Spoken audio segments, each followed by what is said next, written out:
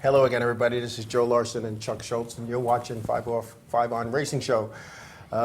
Tonight's show is going to be about the NASCAR Hall of Fame class of 2020, Atlantic City, the indoor races, and we're going to have some sad news to talk about. And we're going to do this all when we come back. Inravio.com.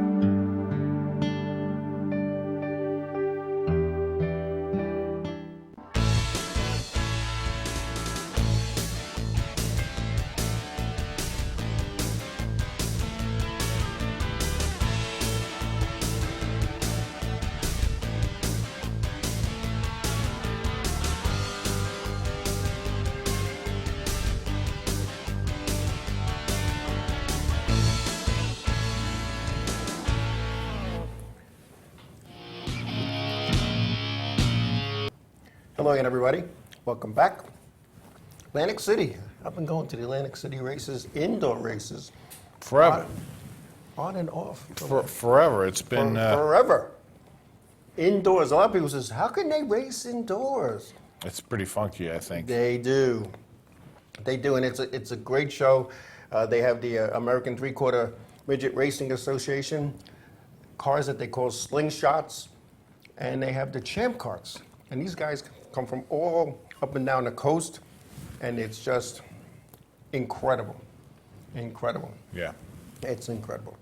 What we had is the champ carts, and I didn't, unfortunately, write down the winner's name, and it wasn't in the media. every media event. It was the guy who crossed the line first. There you go. And it was probably a guy that started in the top 5. So, Yeah, I mean, really, I mean, we're talking about, you know, it's like racing in a pool. oh, I mean, how do you really pass there? well, you know, And it's dangerous. I mean, it you is- hit it- stuff, there's stuff to hit and hurt you. Chuck, we're racers. It's not dangerous. Or it's deadly. All right, maybe. But with the champ carts, they have these Briggs & Stratton motors that put out about 10 or 12 horsepower, and they are flat-footed. Flat-footed. Now, So it's like a go-kart. yeah, it's like what Jessica used to race at Riverhead. And these guys, well, let's step back a little bit.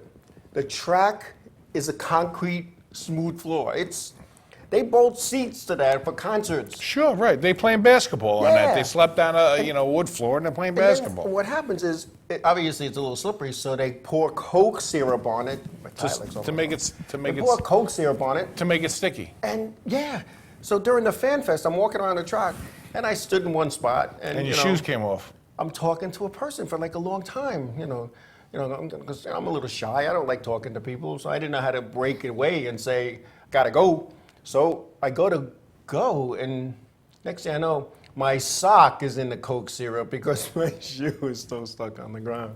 So, but anyway, no, we had a good time. And when I say we, everybody that went to that, and the slingshots were out there. Scott Neary of Columbia, New Jersey, he won the slingshot feature. And the TQs, the American Three-Quarter Racing winner, Andy Jankowiak. Let me try that again. Andy Jankowiak. There we go. Won the Gamblers Classic in AC this past weekend. Now, he started 4th or 5th. And like you said, it's tough to pass. It's a beat and bang. It's a shove out of the way. And there he is, standing on top. Now, that's a 3/4 midget. Obviously, it's a quarter smaller than a full-size midget. Hence the 3/4 part. I drove those at the Wall Township Speedway in New Jersey, and I had a great time doing it. There they are coming. It's 1 to go at the line. You can see the guy with the flag holder. He's telling them 1 to go at the line. And they're He's coming standing over. on the back of the hockey net that they normally use when they play hockey. there. Exactly. So now there were 24 that started. I think 12 finished. The attrition rate was incredibly high because it was just Yeah. not that good. You know, it was high. They tore up a lot of equipment, and it was one of those things that when you look at it, when you look at these cars racing, they're loud. It was high. and they're fast, and they're bumping the ground, they're lifting. And I was trying to, listen. As you know, as a race car driver, there's a rhythm. So I'm thinking it was like when I could see 3.5 seconds on the gas, 3.5 seconds off. Whereas the champ carts, it was flat-footed. They don't lift for nothing, for nothing. So it was an interesting weekend. Qualifying was pretty much Friday. The time trial was Friday afternoon. Then there was B mains, A mains, C mains, Z mains, non-qualifier race mains, and it just began to. It seemed like that's all Friday was. All right, we're taking 1 from this one and 2 from this one, and the rest of the guys were in on time. But then you could go into a non-qualifiers event and try to better your time, your starting position. So some guys did, and it kind of worked out. But some guys, it didn't work out. Yeah. And it was good seeing the old Ted Christopher car that the late Ted Christopher drove. They did not have the same results that Teddy Christopher had, and it's just funny seeing his car, his paint job, his number, and not him. So, Teddy, we miss you still. That's got to be odd for sure. Yeah, it was, and what are you going to do? It's just one of those things that happens, and but it was a great time. It was warm, unseasonably warm, and so what that did is it changed the track. The track was a little stickier, had a little more bite, because there's a parking garage underneath that floor. Right. And in the past, it's cold. It's the end of January. Beginning of February. And it's very cold, so the floor was very sticky in the past. So it wasn't as racy as somebody had said to me. So whatever, but it was fun.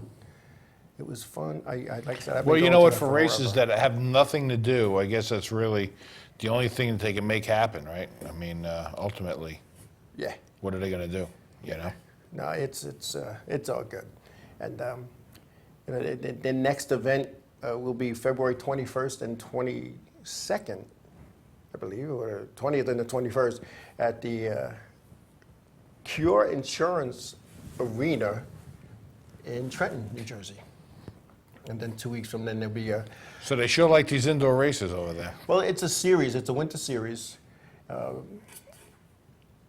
And guys come from all over to race these things. They come from all over to race these things. What kind of money are we talking about to win something like that? But TQs, the American Three-Quarter Racing Association, $5,000 win. For the slingshots, it's in the hundreds. The champ carts run for hardware. And how does it work as far as the entry fees and so forth? I'm not sure what the entry fees are.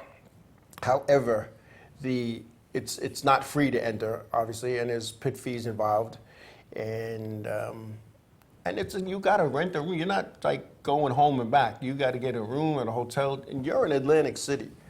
I'm sure Trenton it's a little bit less. Syracuse is in a couple of weeks after Trenton, so I'm sure that you're going to see guys spending a lot of money to win a trophy. But you know what? Some races would do that. Some guys, you say there's a race on, in the Walmart parking lot, and we give it out a trophy. The place is going to be packed.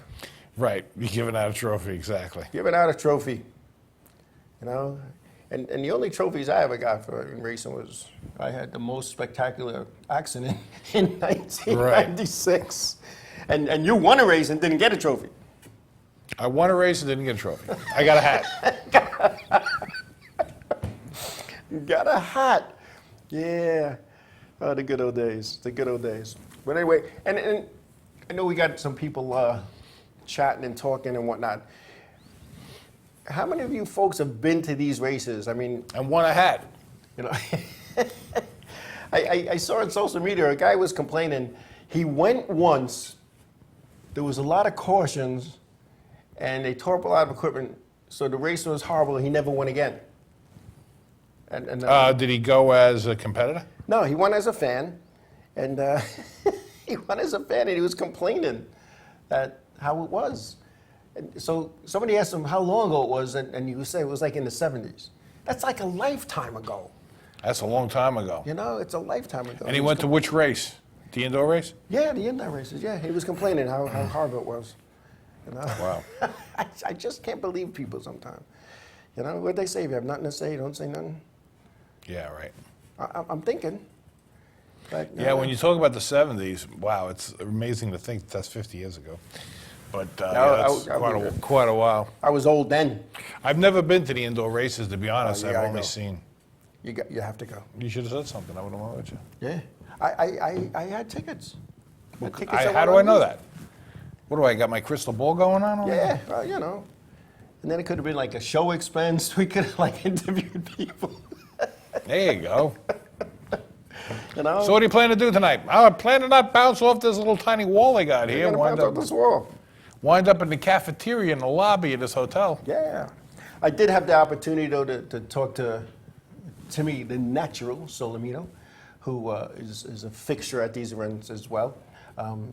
He had that bad crash in Allentown. So he got cleared to race that? No, he was not cleared to race. And it's driving him nuts. And the conversation that I had with him, he got his bell rung. He has a concussion, and the doctors will not clear him to race, or would not clear him to race in this. And you know, the hardest thing to do for any racer, I think, Is to watch. is to watch.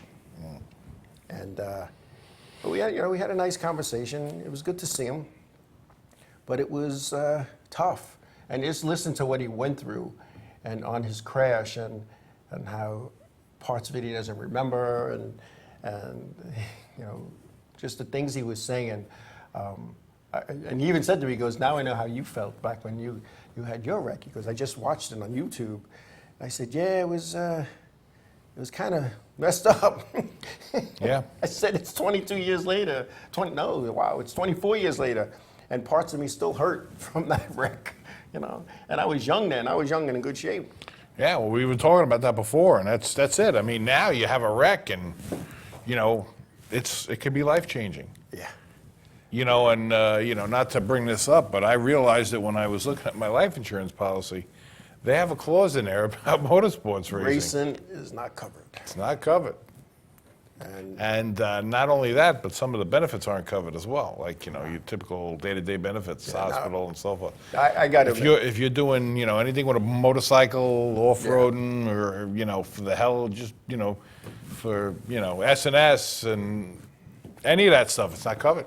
You know, when I had that wreck, again, it was in 1996, and you go to your rule book, because nobody reads that rule book. They just get it and put it in the drawer. Yeah, you And get it your said- license and you get your pass to get in. That's all you're concerned about. And I read what it said to do in the event that you're injured at the racetrack. So what do? I filed a report well, I didn't, but people on my behalf, because I was out cold and on my way to different hospitals. Monday morning, or Tuesday, because the wreck was Labor Day weekend. Tuesday morning, NASCAR was notified. NASCAR sent forms. The forms were filled out, sent right back, did exactly what I was told. And how it works in NASCAR, I can't talk for other racing series, but I can talk for NASCAR firsthand, is that you have to use your insurance first. Now, if you don't have insurance, then of course NASCAR picks up the whole bill. But NASCAR's insurance was secondary. Anything your personal insurance did not pick up, NASCAR did. So now I'm all said and done after year one, because I was going to physical therapy every day, learning how to walk again. I still had like $100,000 in that pocket. I'm in a panic. How am I going to pay this? NASCAR took care of it. And they took care of my expenses for 3 years. And it capped out at $1 million. Now, NASCAR ended up paying about $500,000 on my behalf. They not only paid my doctors, they paid the babysitter. When my wife at the time had to take me to physical therapy, she got a 1099, the girl, and her parents were not happy about that. But hey, whatever. They paid mileage to and from doctors and physical therapy. they paid. I got a bill from the state because I was at this, the State University of New York Hospital at Stony Brook for a week, and the governor at the time decided, as a cost-saving matter, they were not going to give you itemized bills. It was like, okay, you owe us $22,000. What's it for? We can't tell you. So my insurance company wouldn't pay without an itemized bill. So what happened? NASCAR just picked it up. They paid it in like 5 days. So a lot of people complain about the cost of a NASCAR license. And I'll tell you what, I've been getting a NASCAR license every year since 1978. And even the Touring Series license, which is a few $100s, is actually like $380. And I think I'm still way ahead of the game. Yeah, I mean, that's a great thing that they were able to cover all that for you, for sure. So it's all good. It's all good. And just looking at some of the people watching, thank you. I know we got Jackaroot. Jackaroot is watching. Now, Jackaroot is a television announcer for racing. And he's watching. He's an icon. Yeah. Jack, thank you. Thank you. His famous family owns the Stafford Motor Speedway in Stafford Springs, Connecticut. So that's good to see. You see our regular people. So welcome. And even We see people- some new faces here too. Yeah, there's some new faces here, some old faces. Our buddy Fast Dial, he's always on. Jay Slice, he's on in the Facebook Live and not in the chat room, so that's always good. That control room person is on. She's doing double duty. Jackaroot says you're welcome. It's all good. It's all good, Jackie. I got to tell you a quick story before we go to break. Jack, I'm at the racetrack. I'm doing my official thing, and Jack comes up to me all serious. He's got a cup of coffee in one hand. He goes, Joe, come here. So what? He goes, you know who was looking for you before? I said, no, who? He goes, not a single person. Not one single person. We'll be right back.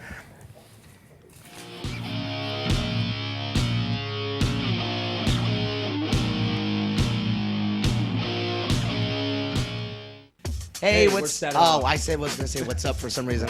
Hey, we're set it up, and you're watching the Inravio TV network. Village Music Shop of Mastic. 1-800-HEY-DUDE. Your full-service store with personalized attention, school band instrument rentals and sales, music instruction on all instruments for all styles and age groups, for guitars, drums, amplifiers, PA systems, and accessories. It's Village Music Shop, 1495 Montauk Highway in Mastic. Call 1-800-HEY-DUDE or go to villagemusicshop.com.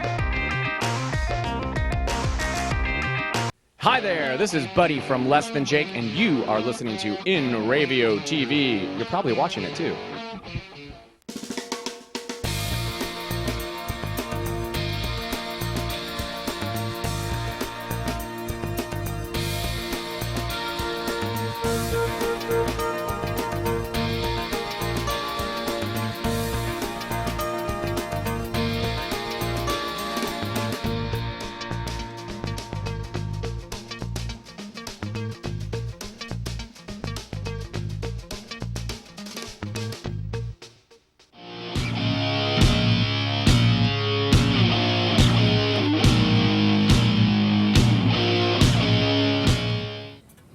Welcome back, everybody. Welcome back.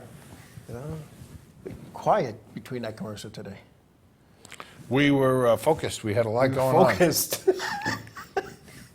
Focused. on. We did not Focused. chat. There was not a chat No, we going. did not chat. Quick. Our breaks are quick. Yeah. Easy come, easy go. Time flies when you're having That's it. fun. We go. Hey, real quick, one of our longtime supporters, and he's been a guest on our show, and his company even sponsored one of our anniversary shows, Jimmy Rennick. His brother Anthony passed away. I know, unbelievable. And I am beside myself. Unbelievable. Yeah. So our prayers go out to Jimmy. Young Jimmy's guy, like young part of guy. our family. Absolutely. Jimmy's Young part guy. of our It's family. I was blown away, and prayers and and- thoughts and whatever else he needs. I mean, I'm sure the racing community is. is there It's for him. not that it's funny, but Anthony was one of my vendors in my business. And I would see him 3 times a week, and sometimes he wouldn't show up because he was in the hospital. And the next day he'd be back, and I was in the hospital, but I checked myself out. I feel good, and this and that.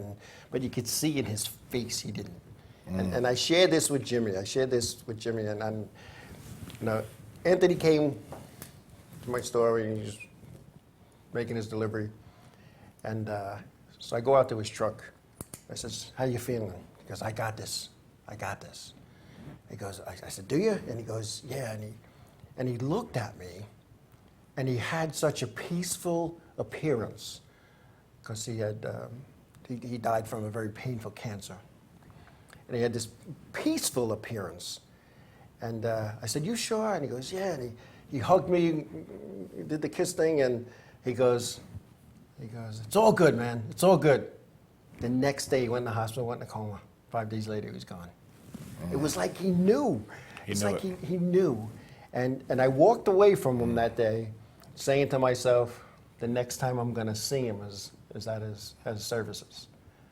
And it's just funny how life goes on like that. And you know, he's at peace. He's out of pain. And like you said, our prayers go out to Jimmy and his family, and his lovely wife, Angela, who keeps trying to make me fatter than I already am, sending me home with food every time I see her. So thank you. She can cook, that one. Oh, my goodness. Oh, man. It's like that's what she does to deal with everything. Yeah. Cook. Yeah. Anyway, and you know, every piece of food that was there, trays and trays and trays, she made everything herself. Everything herself. Anyway, class of 2020, NASCAR Hall of Fame. They were inducted this past weekend. We had Tony Stewart, Joe Gibbs, Waddle Wilson, Buddy Baker, and Bobby Labonte. Tell a little bit about each one.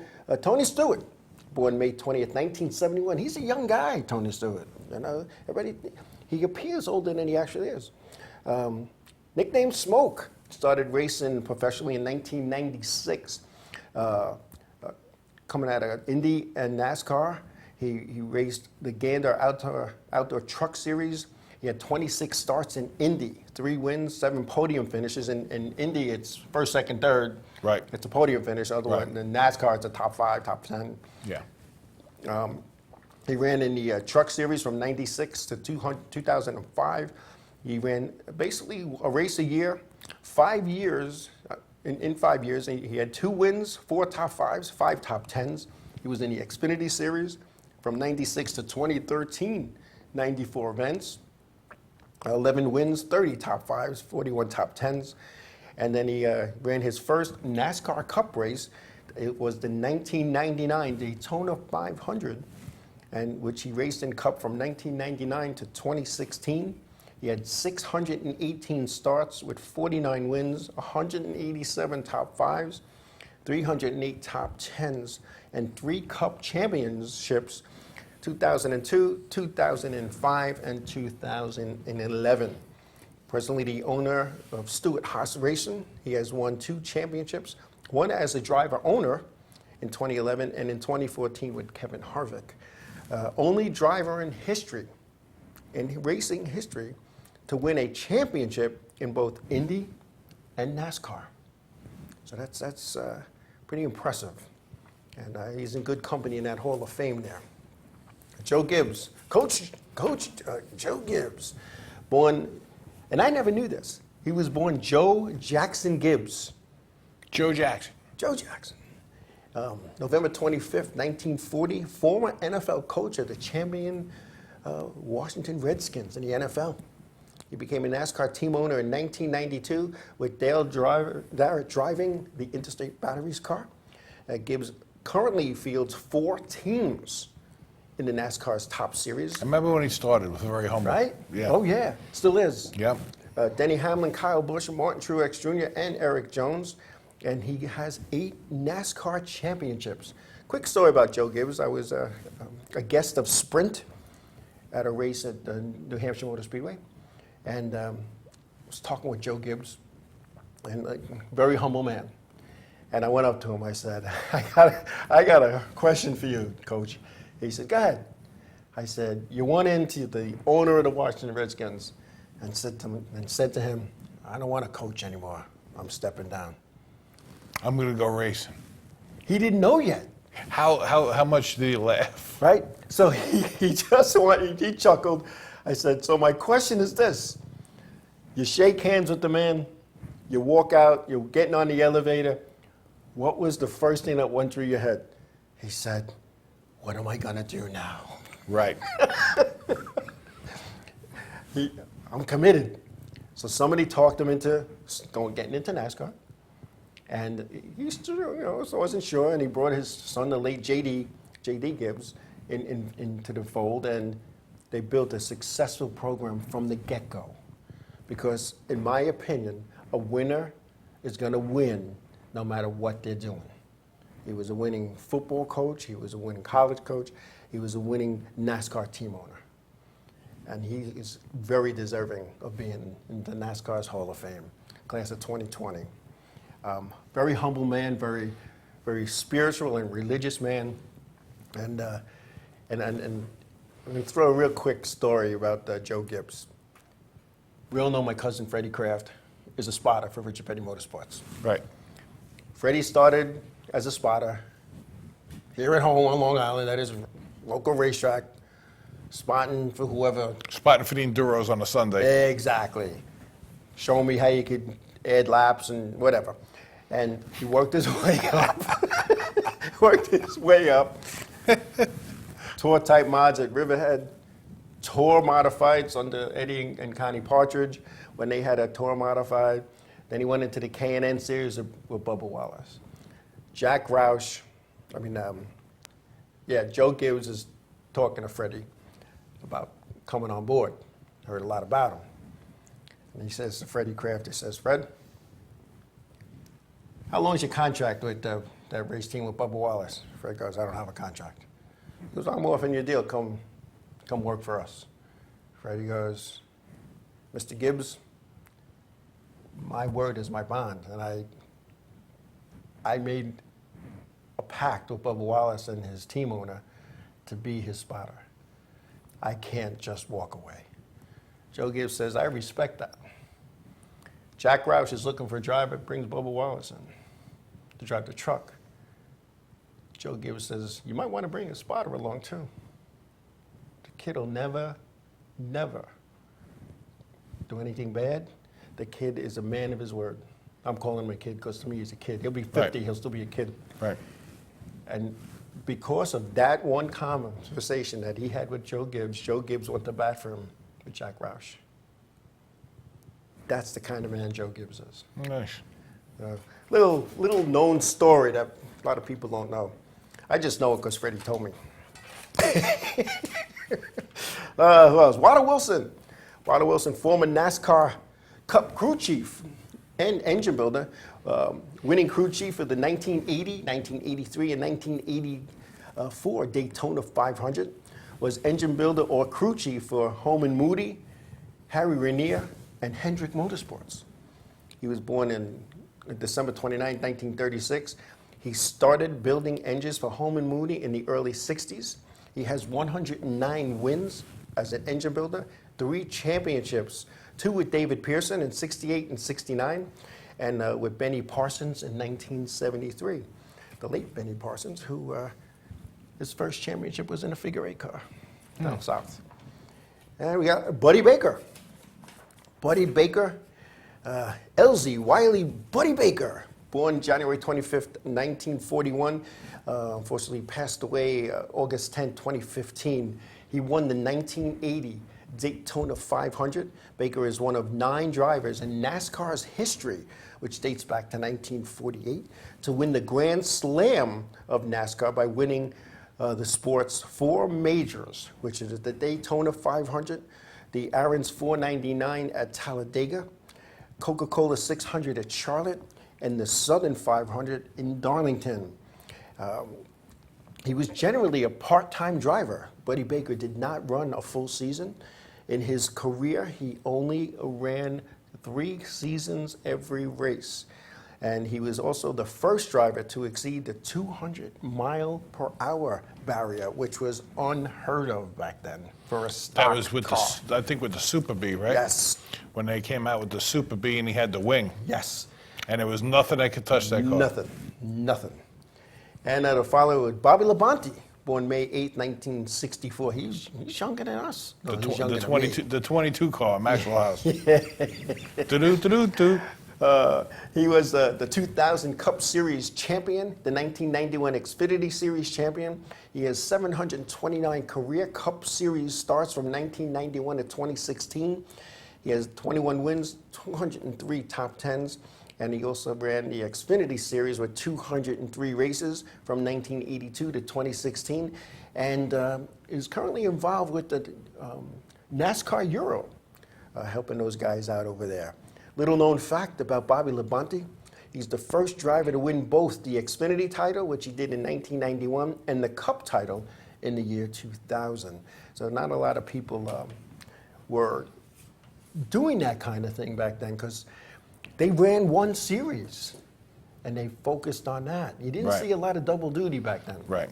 And then NASCAR got smart, saw a lot of those guys doing those things, and started running double weekends. And next thing you know, it became known when it was the Busch Series, when the Cup guys decided to run Busch races, they called them bushwhackers. The bushwhackers, yeah. Remember those things? Because they were tearing it up, they were taking everything. Well, you know, they had Cup cars that, you know, met the... they'd bring their Cup team, you know, to do the tire changes and yes, stuff. the pit crews. It's like, come on. Okay, yeah. How do you compete against that? You know, you got your Uncle Joe over here and some guy that you brought in from work. You know what I mean? And you know, they got the old star wrench. You know, the spinning the star wrench. Oh wait, you know, we have this pit road uniform. Who does it fit? Fits you? You're in the pit crew. You're in the pit crew, right? Exactly. Here we got this one. It don't fit. Just don't button it up. Leave it open. Button it up. Yeah. Just you know, as far as you can go with it. They go to hop over the wall. 3 of them fall. Yeah. You know, and then they're over there. You know, you got the other guy he brings his Cup crew over there, and they're oiling up their guns. You know, he's got them taken apart. They got another 4,000 RPM on these things. Yeah. You know what I mean? Yep. No, the good old days when you look at these. They're things. laying in their sleep, hitting these five lugs like it's no big deal. Yeah. Oh yeah. But you know, it's kind of funny when you look back on the old pit stops and the jack, and they're going. It's like the old click click click click click click. You know, and now it's 2 pumps, the car's up. And you think about it when it was like, you know, they were breaking new ground there, and it was like the Wood Brothers with that whole, you know, the whole symphony, the pit symphony. Yeah, I remember that. You know, it was a whole pit ballet, and they had that all down pat, and this guy's patting that guy in the head and spinning around this guy and dragging the jack over to the other side. And even that jack they had was a regular floor jack. It was a regular floor that jack. was still a 60-pound floor jack they was swinging around over. There was an aluminum jack that only weighed 8 pounds, you know what I mean? And unbelievable. And to think that, you know, they had these pit stops down, 4 tires down to like 13 seconds. It's just, you know, unbelievable to think that they can make all of that happen. And if you went to your local gas station and had to get 4 new tires that were already, you just put on your car, you already had them. I need it for the day. we took the lease car in for an oil change this morning. It was 3 hours she was sitting there waiting for an oil change. Yeah. You know? Like that time Dale Earnhardt Sr., the late Dale Earnhardt, he flipped. It looked like he destroyed the car. They rolled it back over. He said, check the oil. Why? I'm going back out. He says, got 4 tires on it, they're not flat. Let me out of here. He gets out of the ambulance, gets in the car, and NASCAR's like, you can't drive this thing. Keep him moving. He brought it into pit road with the roof down. The roof is all caved in. He's got the main bar, the roof bar is caved in over the drive. Racing was racing. When Dale Earnhardt hops out, he does his belts and he hops out to wipe his own windshield down because it started to rain. Yep. And everybody's like, what the hell did he just do? Because the rule said you couldn't go on the racetrack. So he didn't. His foot was on the seat and his other foot was wrapped around the A-pillar and he's wiping his windshield. He's driving one hand and wiping the windshield with the other. He didn't get out of the car.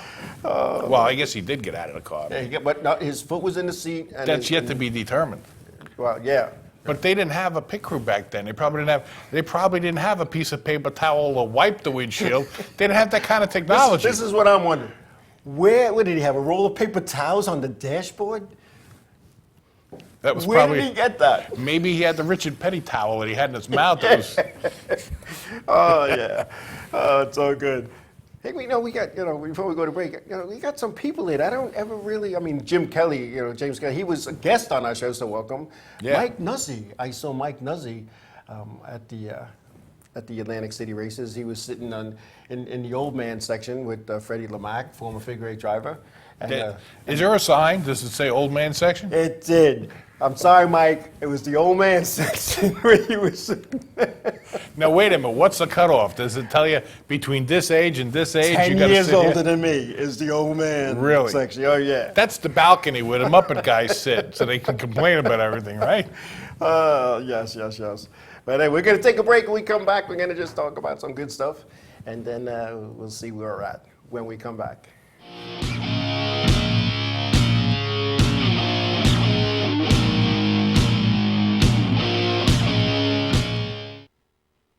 Hi, I'm Remington.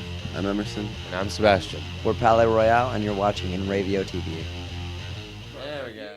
The world of advertising has changed. Radio, TV, and newspaper revenues have declined drastically. Why? Because businesses have realized that advertising return on investment isn't what it used to be. So what can we do about it? Well, that's easy. Advertise online. Own a local restaurant, real estate agency, or even a national retail chain? Whatever your business, Inravio can get your message out there. And we can do it at a fraction of the cost. Call today and see the difference for yourself. This isn't TV. This isn't radio. This is Inravio.com. Hey, this is Chris Less Jake, and if Inravio.com spots you at an event wearing this bracelet, they will give you $100.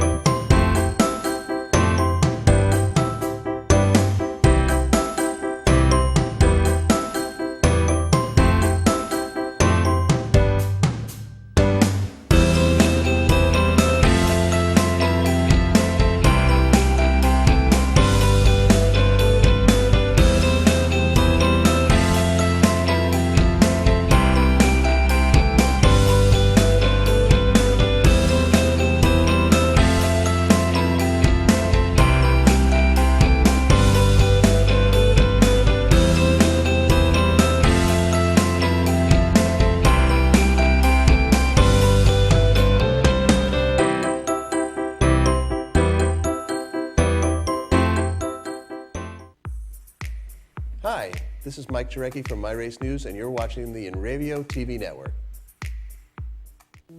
Hey guys, this is Jibs from Ocean's 8, Alaska, and you're watching Inravio TV Network.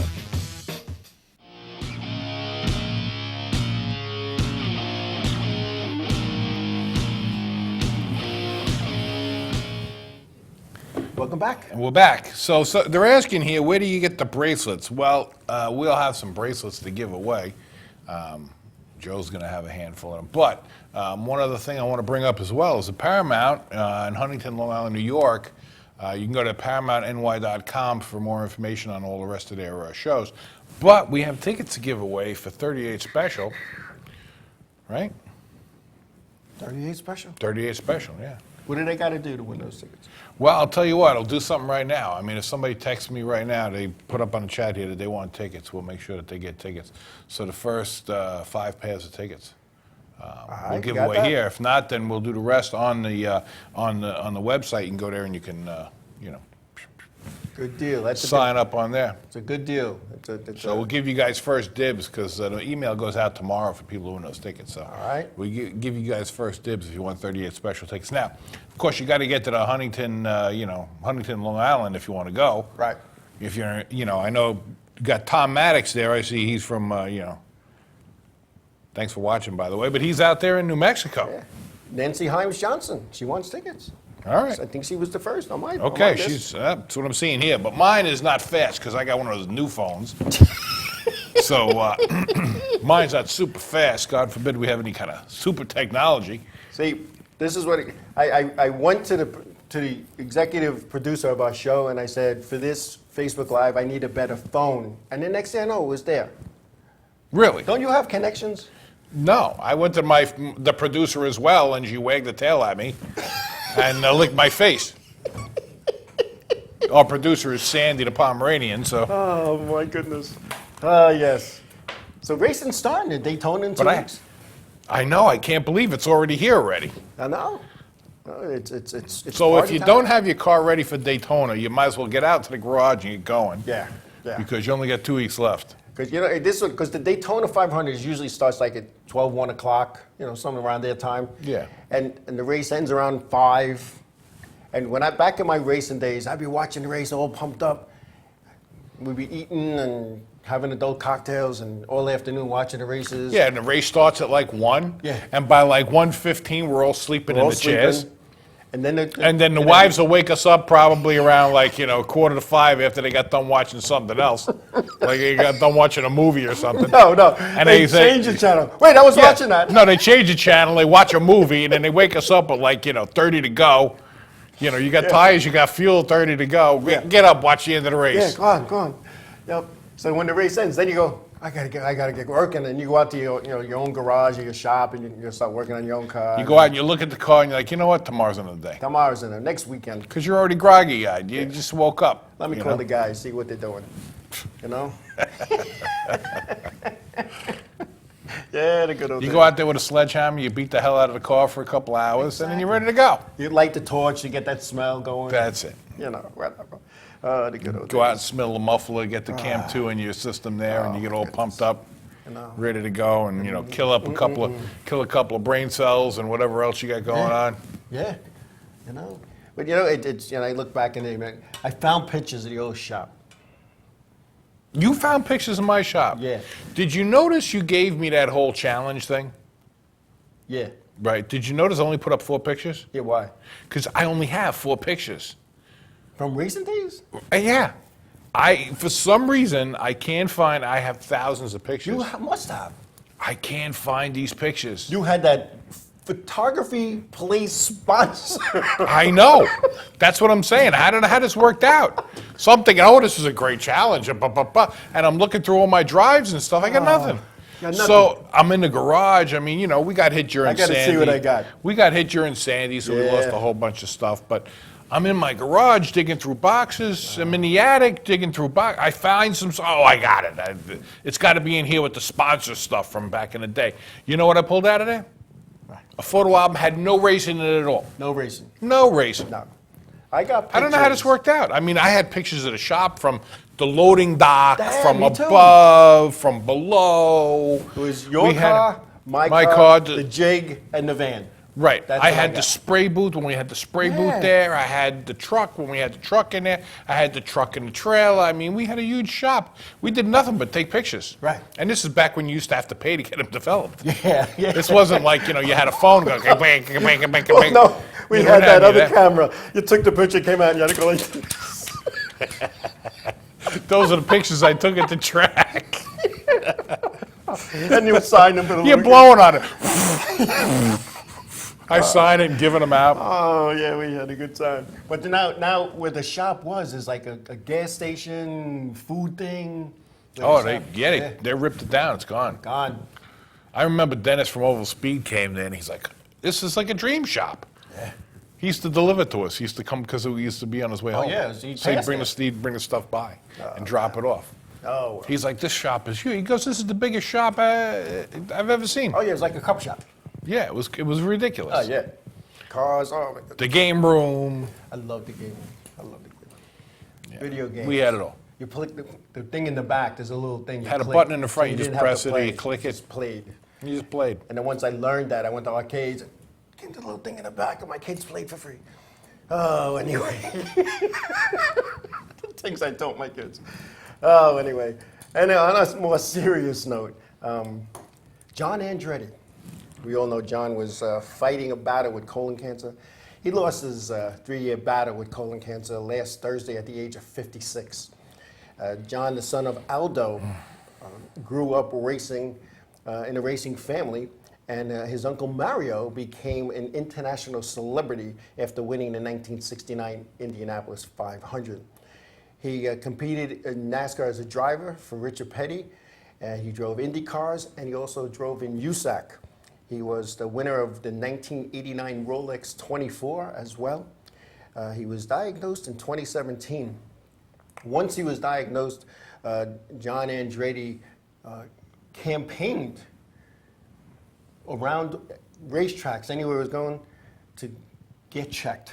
Early detection would have saved his life. And How do you get checked if you don't have symptoms? well, at a The certain age, you're supposed to go check certain things. But he had, Colon cancer. right, they're supposed to do the, Yeah, he never had it. you're supposed to do the whole, up the butt thing, right? Yeah, he didn't go. I mean, that's an easy detection. He And did that's a one of shame. those- That's a shame. And he said that and talked about that and talked about it to anybody who would listen, even to people who wouldn't listen. And what happened was the cancer spread to his liver, other body organs, and internally in his abdomen. And the last 6 to 9 months of his life were not good. So it's a shame. Well, I'm going to go out on a limb here, and I'm assuming that everybody we're talking to has already, gone and had a colonoscopy. But if you haven't, public service announcement. Yes. If you haven't, I've had it. Yes. Like 3 times or something. I don't know. I went and for I was scared. I'll Yeah. tell you what, I was dead scared Yeah. because I've never really been put out. yeah. And it's not that bad. It really is not. The worst part of the whole thing is drinking the crap they give you to drink. Yeah. But now, fast forward, okay, I've had it, how many times? 3 times, 4 times, something like that? I had it a while ago. I mean, here I'm thinking, stupid me, right? I got a bunch of bluestone delivered because I wanted to put it in a garden next to the driveway. Have them drop it on the driveway. Here's my thought. I'm going to sweep it into the garden. There was no sweeping this. So here I am shoveling this. Next thing I know, you got something going on. So the doctor's like, all right, well, go to get a colonoscopy. Let's make sure, it's not something else. Right. So I go and I get the colonoscopy, and they give you this gallon of crap to drink. Fast forward now, the last time I had it, they don't do that anymore. You buy these little tiny things. Yep. They're like lemon juice, to be honest with you, and you drink them, and it tastes like really powerful lemon juice. Is really what it tastes like. Can you drink it with Jameson? You probably could. You could probably cut it. Yeah. I mean, but it's really not that bad. And before you drink the gallon of stuff, and remember? And you got to be, if not on the toilet, you've got to be like, like tag team, like touching it, so that when it happens, you go right there. I can't get that visual. You know what I'm saying? But this last stuff, I was a little concerned because I'm like, okay, drink this little bottle, and then a couple hours later, you're going to drink this other little bottle. You're the only It's not guy- that big of a deal. And then the doctor says to me, whatever you did to prepare, awesome, great job, great job. And I'm thinking, okay. Listen, you would tag team to your toilet bowl because you have a bay window in your bathroom looking at the bay. When you got that stuff flying out your butt, you're not concerned about what's out in that bay. I'm telling you right now. Well, I'll tell you. The thing you're thinking about is, Jesus, take me now, brother. You're right. You know what? This ain't worth it. I'm thinking, just take me. No. But the last time with this, I was like, okay, and I was concerned. I didn't do it right. Yeah. But I did fine, and I was like, because they used to give you this other stuff, and it was nasty. it was the half lightly, whatever the hell it was. But anyway, it was discontinued because they recalled it. And I'm thinking, am I going to drop dead now because Did of you get that? a glow? Yeah. No. I went for my semi every other year physical today, and the doctor said. Yeah, but meeting Bubba at the 3-hour motel over there is not a that's not a physical. He says to me, That's not a colonoscopy. no, it's not. He said, well, because I had different doctors, the way insurance is today, you can't keep the same doctor your whole life that knows your history. So he says to me, when's the last time you had a colonoscopy? And I said, let me see, it's 2020 now, about 7 years ago. He goes, and you're going to be 62? I said, yeah. He goes, so you missed like 3 or 4 along the way. Really? You might want to go have another one. Well, I got the clearance, so now instead of 5 years, I'm out to 6, he goes. Oh, yeah? He says, yeah, you did good. You got 6 years. I'm like, oh, thank God, I'll take the Time for 6. that stuff. But now after reading this, John Andretti, who I met at Martinsville when he was driving for Petty, and Richard Petty and I don't know, we weren't friends, but he would see me and he would welcome me over, and I'd have a bologna sandwich and a Coke with him, with Richard Petty. and John Andretti was driving from him. We sat and we talked, and no, I think I was sitting, he was standing, and we were still the same height because he was pretty small. He was a small guy, John Andretti. I know. Now, I just want to say this. I know we're having fun with what we're doing here, and I appreciate you guys enjoying it. But I met John Andretti because we went to the museum, the Andretti Museum in Phoenix, and we met everybody. The whole family was there. Yeah. You know, they were signing stuff for us. We were buying souvenirs and stuff like that. And, you know, although we're having fun with this, I can't tell you how upset I am about this whole cancer crap. Right. You can't tell me that they don't have a cure for this. Well, here's my philosophy on healthcare. And It's a moneymaker. If they find a cure to some of these things, it's going to hurt the revenues of the pharmaceutical companies and the people who treat it. And I've always said this, and I say it not as a joke, not as a tongue-in-cheek, I say this for real. Pharmaceutical companies do not find cures, they find customers. And they don't want to find cures to anything. It's not like years ago they needed to find cures for certain things, and they found cures. And those diseases, you know, 100 years ago, pretty much got wiped away. And now, you know, cancer is an epidemic. You look back to the 60s, 70s, even the 80s, you didn't hear about a lot of people dying from cancer. It was a heart attack. They got hit by a car. They got shot in the back of the head. They didn't have cancer. Now it seems everybody you talk to, somebody in their family has cancer or passed from cancer. I know way too many people who have had this or touched by it. And you know, now with social media, it's everybody. Yeah. And now with this whole coronavirus thing, Ugh. I mean, you know, you can't tell me that we can't step up to the plate with all the technology we have and we can put people on a freaking moon, for God's sake. And you know, it's an incredible. We can't make this happen. There's got to be something we can do. Yeah. That's what I'm thinking. It definitely has to, but I don't know. Hey, I see Robert Clark is watching. He's been around like for a million years. He has pictures that go back to the Fred Flintstone days. When they were running on the stone tires? What are they? Fire Rock tires that they had. Fire Rock with Goggles Paisano. Goggles Paisano, My buddy. right. Andy Sykes, oh my gosh.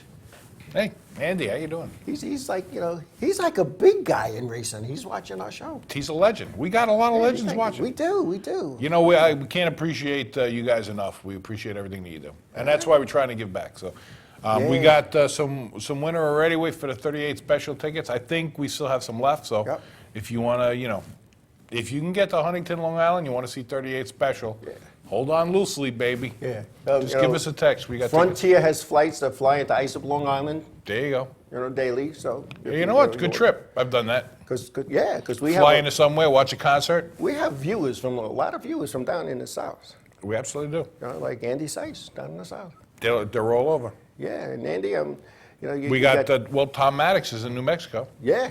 He's got a lube shop in New Mexico. So it's all family owned and operated. You know, and Ray Bouchard, it's good to see him on. He had some health issues going. So Ray, it's good to see you. Good to see you on, and it looks like everything's good. So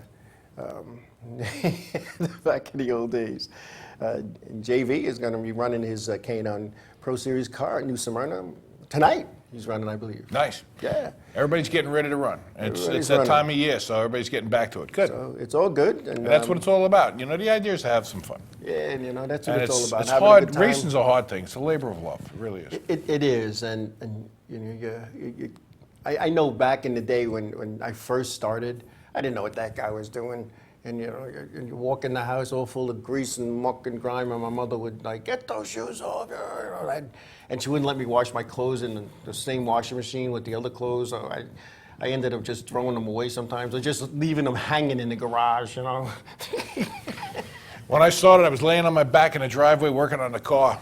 I'd start in the day, I'd wake up, all of a sudden, you know, fall asleep, wake up, and it was dark out. Yeah. Didn't know what time it was. Well, roll how up about from the this? car. You're working on your car, and all of a sudden, the sun's rising. Yeah, I didn't have that. Well, I was at the shop. You know, I tell you. Sleeping in the truck to get a couple hours before the racetrack after you've been working on it all night. We got to wrap up in a couple. I want to share a story back in the Martinsville days when the modifieds ran at Martinsville in Virginia, And there was a place down the road from the racetrack called the Dutch Inn. All the drivers were there. The late Richie Evans, the late Charlie, Jimmy Spencer. Some of the names of modified racing were all there. Slamming down the adult cocktails, telling stories about last year's races, this year's races, races that then, where it was 5 cars started, the guy finished second, but the story now is 500 cars started and he led the whole race. It was that kind of a day. And I can remember sitting, and I'm a young guy, and I'm just in awe that I'm in this bar with these guys, and I'm drinking soda out of a beer can because I wanted to be cool. And all of a sudden, Richie Evans and they're all they're blowing over 0.8. They're having. They're blowing over 0.08. And all of a sudden, Richie says, "Charlie, what time we got to be in the track?" So Charlie goes, 8 o'clock. Well, it's 10 to 8 now. And what the hell, they stack it, and they went and raced 500 laps at Martinsville. You don't see that today. It's a different world. Anyway. Well, Chuck, we had fun tonight, man. We did. We had fun. Our We peeps appreciate came you. back. Hope you guys had some fun, and we, we got a new season going here. All right. Got Don't a whole forget. new race season happening. You want those tickets in Inravio.com? Absolutely. Contest. Click on 38 Special. And we'll pick a winner, and we'll get you out to that concert. Absolutely. And you know what? If you guys are getting your cars ready for the season, hey, safety, safety, safety. That's all I'm going to say. It's very important. Make sure everything's 110%, as I'm sure most of you guys do. I know Peterson Motorsports, those guys go through the car every week with a fine-tooth comb, and that's the kind of thing you got to do. Yep. We want everybody to come home from the racetrack safe. Yep. We want everybody to be safe when they're racing. Exactly. We want everybody to have fun, and that's what it's all about. I mean, really, are we making money at this? No. No. That's why we have day jobs to pay for the racing. And if the tech official says change this, Then don't there's a argue reason. with 'em. There's a reason for it. Change it. Absolutely. All right. Well, with that, I want to thank everybody for taking time in your busy schedules to watch our show tonight. Have a few laughs. Remind ourselves that life is not forever. We did that. Absolutely. We talked about that a little bit too. So thank you, everybody, very much. Much appreciated. I had a good time tonight. It's been a Absolutely. long time since I had a good time. Well, that's what we're here for. We want everybody to put a smile on their face and maybe have some fun with racing. And prayers to everybody out there. I mean, it's been a hard winter, I know, for a lot. And whatever you're going through, just remember that there's people going through that too. Yep. And Marty Himes says hello. Hello, Marty. He's not a computer Hey, guy. Marty. Hello, Marty. And He's got the computer with the crank on the side. yeah. You know what I mean? One of those old NASA ones with the big tapes going like big this. He probably grabbed it from somebody who was on the curb over there. He brought it home. He plugged it in. Things started working. He's yelling into it. Hello, hello. Waiting for somebody to talk back to him. to talk back. But you know what? Prayers for everybody who might have lost somebody over the off season and stuff. And I know it's been hard, but you know what? We're here to help each other out and get from point A to point B, and that's what we're doing. And hopefully back to point 8 again. That's right. Good night, everybody. We'll see you next week. Good night.